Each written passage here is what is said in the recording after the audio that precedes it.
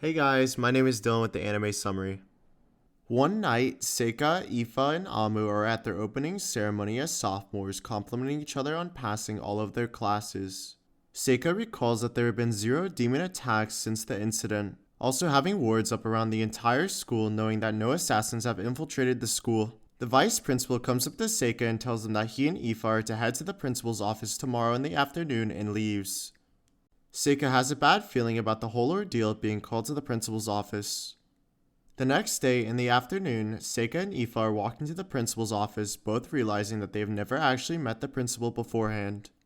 They both head inside the room where they are greeted by the principal, surprised on the way Seika is presenting himself to her. Seika says he's surprised as well, not knowing that a demi-human is the leader of the Imperial Magic Academy. The principal assumes that Seika has loads of confidence just by having a conversation with them. She gets straight to the point, telling Seika that she wants them to enter into a mixed disciplines combat tournament being held inside the capital. She tells Seika that the girl behind him, being Mabel, will also partake in the tournament. Outside, the group is having a chat about Mabel being let into the tournament. Amu talks about Mabel, assuming that she will drop out of the tournament early and won't want to get hurt. Mabel overhears their conversation and states to Amu that she is weak, hence why she didn't get invited to the tournament. They both stare at each other intently, and Amu tells 2 boys nearby to lend them their swords to fight. They square off from each other, and Amu challenges Mabel to a sword fight. Mabel takes a stance, then Seika assumes that she has some sword fighting experience based on it. Seika gives the signal with the match starting. Amu lashes first, with Mabel counterattacking. Mabel launches an attack, fully knocking the sword out of Amu's hand, winning the duel. Mabel walks away, then Amu states that she thought magic was not allowed for the duel. Seika realizes in his mind that Amu saw the dark magic Mabel used in the fight as well. Ifa goes over to Amu to make sure she's okay. Amu gets up and decides that she will accompany them on their journeys to the tournament. In the carriage on their way to the capital, Seika is confused on why Ifa and Amu are going as well. Seika questions them if they had permission from the school to attend, but silently talk to themselves, saying no. Amu comes up with an excuse, not having been to the capital before. But Seika knows that she really just wants to see how Mabel fights at the tournament. Amu is surprised that Ifa is a year older than her and notices her appearance that explains it. Mabel is upset at the fact that Ifa, Amu, and Seika all act immature for academy kids.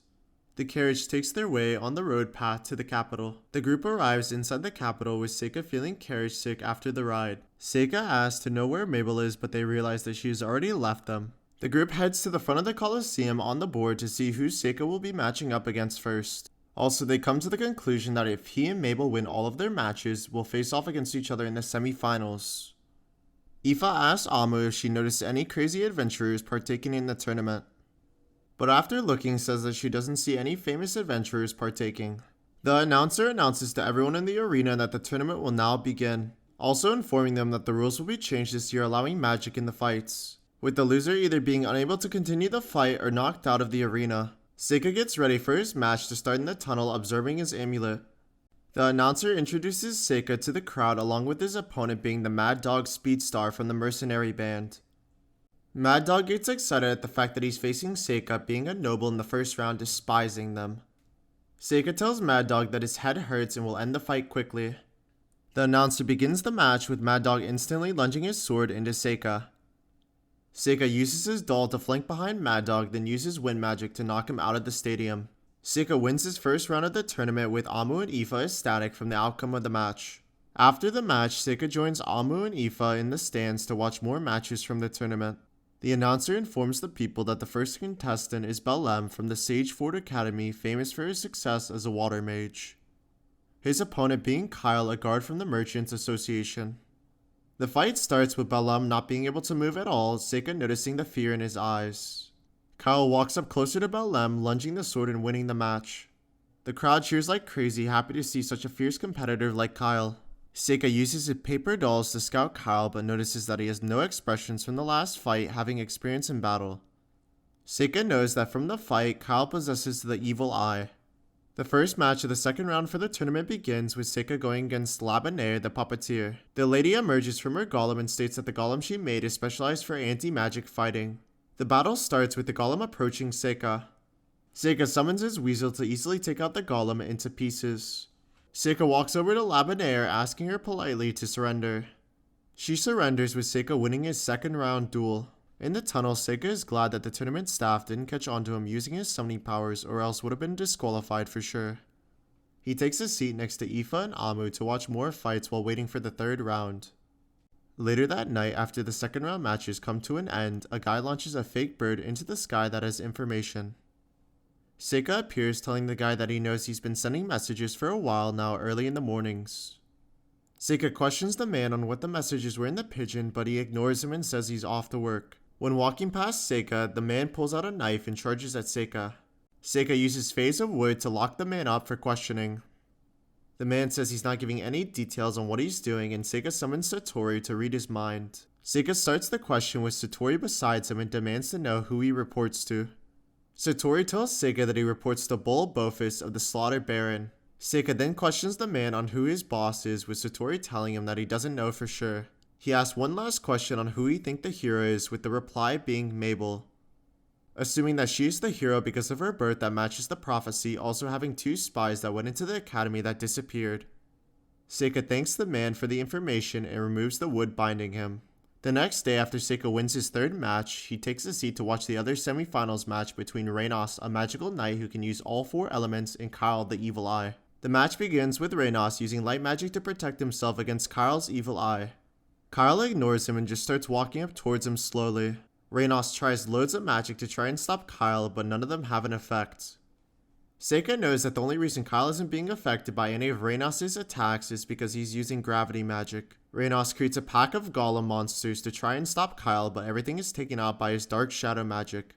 He traps Reynos into his shadow magic, and just when he's about to strike, the final blow, the whistle is called, ending the match and declaring Kyle the victor, proceeding to the final round. Later that night in bed, Seika is chilling and notices something in the sky. Then out of nowhere, he grabs Yuki to save her from being attacked by Mabel. She lunges at Seika out of the window onto the ground, facing each other intently. Mabel charges, hitting Seika's doll, then gets knocked away by his magic. Seika analyzes the fight and knows that if she tries to take him out, it would be a danger to himself to let her go. Mabel flees the scene, and Seika wants to have a chat with her since she came to see him in bed. The next day, the second semifinals match is underway between Mabel and Seika. Mabel tells Seika that a noble kid who's been spoiled his entire life will never be able to beat her.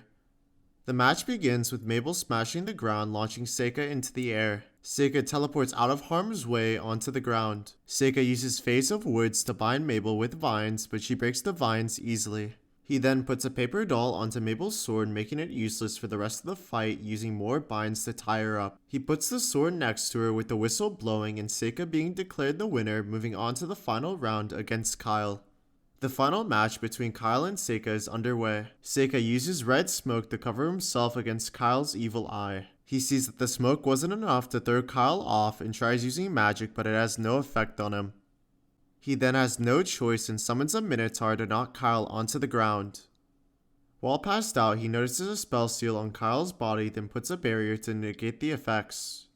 Seika notices that Kyle is still in bad shape and does everything in his power to try and bring him back. Seika told the authorities that Kyle had vanished and won the tournament, also politely declining to join the Royal Guards after winning. Back at the academy in the principal's office, Seika tells her that he saved the fake princess, being Mabel. The principal admits that Mabel was their way of hiding the real hero, being Amu, from the demons, revealing that the principal's plan was for Seika to rescue Mabel and bring her back to school safely. She tells Seika that he sensed how strong he really is and is glad that Mabel was brought back to school safely. The principal tells Seika that she is a new student attending the academy and that it's his job to help Mabel as an upperclassman. Before Seika leaves, he questions the principal on how old she really is, and she replies stating that she has lived over 300 years. At the cafeteria, 2 nobles appeared, astonished about the building. The 2 approach Seika and want to know if he really is him. He introduces himself as Cecilio, the crown prince of Asteria. Seika is happy to see him and suggests next time that he will go to see him instead. Cecilio notices Aoife and gets down on one knee, asking her to become one of his housewives. They take a seat in private, and Cecilio tells Seika if he has heard about the dragon. Then Cecilio tells a story about the dragon of Asteria that has lived in peace for over a decade. But Cecilio noticed that the dragon's been acting strange over the last year and wants Seika to investigate it.